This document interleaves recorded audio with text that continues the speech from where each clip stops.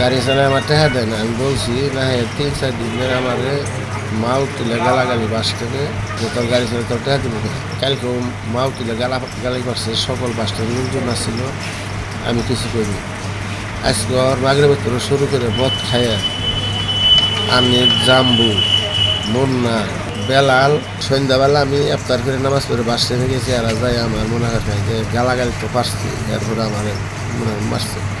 8-10টা লোক প্রত্যেক দিন মদ খাইয়া গাঁজা খাইয়া এরকম একটা মাতলামি শুরু করে, মনে করেন যে যারা মালিক আছে, যারা ভদ্র শ্রমিক আছে, তাদেরকে মনে করেন যে মা ও বোন তুইটা সেই মানে হস্তনস্ত করে।